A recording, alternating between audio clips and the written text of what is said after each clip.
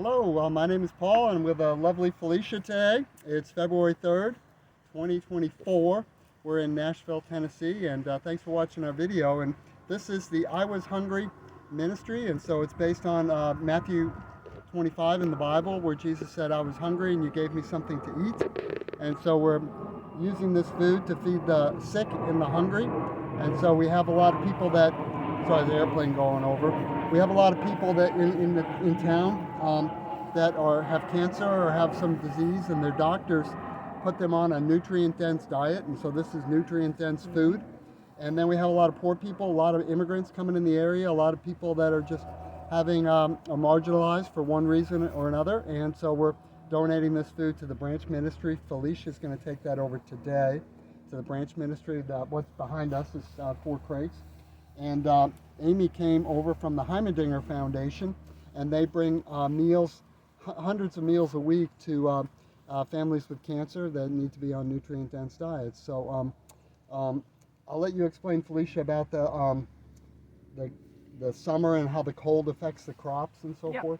So, so after first frost, essentially, which happens mid-October, so we've had first frost. After first frost, the change in temperature when it hits freezing, when it hits vegetables, that can be a turnip, a radish, arugula, kale, collards, anything we've got in the ground.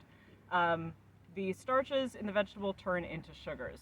So basically everything overnight becomes insanely sweet. It's really weird because all my years of farming, like I have literally the day before, like, oh, I'm gonna, I'm in the garden, I'm gonna, eat a leaf or a carrot or something, and then it freezes, and I go back and eat the same carrot from the same patch, completely different taste. So right now, everything that we've got is super sweet, super tasty, super delectable, and just really great. So this turnip is gonna taste better than a turnip that you get in the store that's been sitting there for God knows how long, and especially because this was pulled out of the ground maybe an hour ago. And it was also grown, it's also in a cold temperature, so it's going to have that sweetness. And it's got the microbiomes from the soil being so rich and dense. Yeah, it's not sterilized. Most of the food you get in the supermarket is sterilized, and that's problematic because even if it's organic. Even if it's organic, because our guts need the organisms from the soil. But these are, my theory is that in the summertime there's a lot of bugs out and the plants have to defend themselves and they put out tannins, but I'm not sure that's entirely true, but that's my theory. So what I do with these is they're in the radish family, so you can eat them raw like a radish, but you can only eat so much radish raw.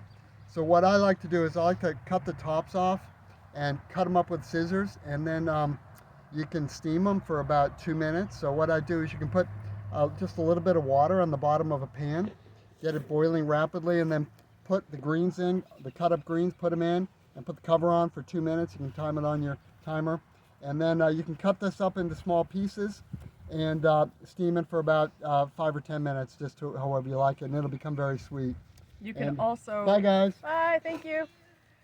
You can also cut these up, pickle them, ferment them, use them raw in a salad, of course. You can roast them. They're really versatile. I mean, it's a turnip. You can do anything with it. And then another crop here is the Jerusalem artichoke, or the sunchoke, also known as the fartichoke, because it really gets your microbiome going in your gut, and it gives you a lot of gas if you eat it raw.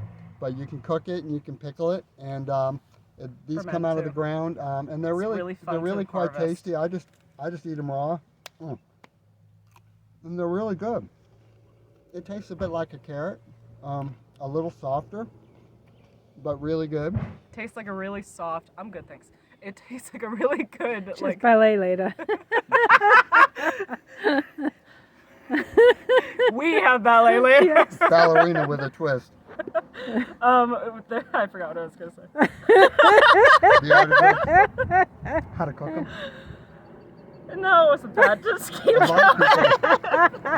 A lot of people will air fry them, and I've never done that. That sounds like a good idea, honestly. Yeah, and they air fry the turnips. We also have a lot of bok choy. Yes. And a lot of arugula coming in now. Yes. Now you got to remember. Oh, and the lettuce looks good too. Lettuce is coming in, and the Mitsuma, is that what that is? Mizuna. Mizuna. The Mizuna. thready stuff. Yeah. Yeah, that's really good. And so The what stuff? it's like a thready leaf. It's like the leaf. Yeah. Yeah. This is the professional term as a farmer for those leaves. And so those are really good. Now you got to remember that 2 weeks ago we had a really deep frost. We had like 0 degree Fahrenheit weather.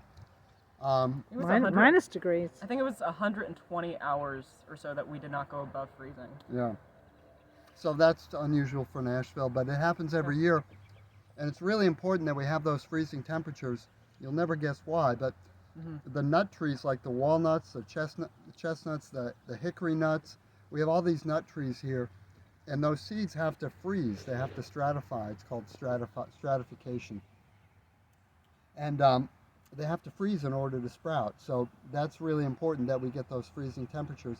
But now, just a few days later, maybe 2 weeks later, we're eating out of the ground again, and out of the And everything survived. everything survived, and it's and so those plants will put down a deep root below the frost line, and they'll be able to heat themselves and cool themselves through that geothermal technique that they have. That's why the roots on the turnips are so long. This Yeah, time. these go really long. They probably go down, much longer, but we break them off. This will be good for the carrots. Yep, and we're getting the carrots are starting to come in. About 6 And, weeks. So this morning I was wondering whether we should have, whether we've missed the opportunity to tap the maple tree like we Yeah, have in the that's past. over. Yeah, Yep. we're done. The maple tree behind Could you. we have done that though Yeah. in the snow? Yep. We could have. Oh, sure. Yeah. Well, you I should. don't know So you want It in was just Tennessee? so cold I couldn't think straight. In Tennessee, you want to tap maple trees from like New Year's Day to basically January, the month of January, and you can tap. We've tapped the walnut trees, the maple trees, and that's The really box been elder. fun. Huh? Box elder you can do as well. Box elders in the maple. They're the best tasting. Yeah, that's in the maple family, Acer wow. family. Yeah, And you can just drink the water. You don't have to make it. into You don't maple have to syrup. make it. You don't have to boil it. You can just drink it. Because it It's- makes the house all kind of steamed up like crazy, yeah. and Yep. Yep. But it's it's really good good, if you don't just have to a drink it. You just put it in the fridge humidifier. and just drink the sap. And it's it's 1 part syrup to 40 parts water, and it's excellent to drink. And then another thing, if you come over here to the compost pile, one of the things we give away to people is compost if they're doing starts or doing things in the house. And we have larger quantities that come in, but we put the biochar in from the fireplace. So this is biochar, and if you study Amazonian soils, it's a fascinating study. But the Amazon rainforest is a man-made forest. It was those were food crops that just went untended because the Amazonian people planted them, and they planted them in biochar. And so the fascinating study about carbon and biochar and soil fertility, it's an amazing study. But each of these, a little bit of biochar has surface area that can be like a condominium complex to soil organisms, which are essential for plant health and for human health. So we're learning a lot about that, and if you're interested in that, you can come join us some Saturday, and we'll work the biochar. But is there I've got something about biochar. Yep. I can't see. So also biochar, yes, Amazon rainforest, also indigenous cultures, Native Americans in America would have controlled burns of fields for crops. Like when they would move around, they would control burn fields regularly and control burn areas of forest so that for that exact region. Yep. So that like Amazonian soil is going to be different than ours, but that is something that's happened on this land probably hundreds and hundreds of years ago for how many Thousands hundreds of years, yeah, yeah. exactly. So that is built into this land that we're all on. Yeah, so you don't realize that, but the Native Americans, they didn't have tractors, so they would have Really? to just, they had horses, but I don't know if they used them to plow, but they didn't have the ability to clear the land, so they would just burn it. They burn, like in a valley, they come in and burn it, and then they would all that charcoal would go into the soil. But what would happen is they would use the fertility of the soil up, and they would have to move. Exactly. And That's why the- they were.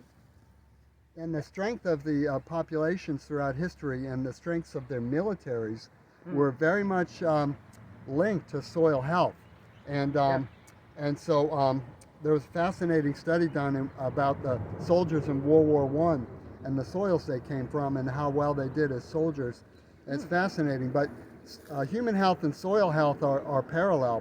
and so your health will never rise above the health of the soil. And so we put a lot of energy into curing cancer and curing heart disease, but what if we just ate food from healthier soil, and we should ingest a Yeah, little we soil. should. We shouldn't sterilize everything, but if we would focus on soil health, I think it would go a long way in helping our human health. I mean, from soil, what's the thing they say? From soil, from the earth we came, from the earth we shall return. Yeah. Ashes to ashes, dust to dust. We're all from the ground. Exactly. Good point. And so the organisms that live in our gut that impart the nutrients to our body are the same organisms that live in the soil that impart nutrients to the plant. And so God created man from the dust of the earth. And so it makes sense that those organisms would be very similar, and they are. Symbiosis. And we don't understand that. I thought the study of soil science would be just a no-brainer. You know, it's nitrogen, phosphorus, and potassium, and you're done.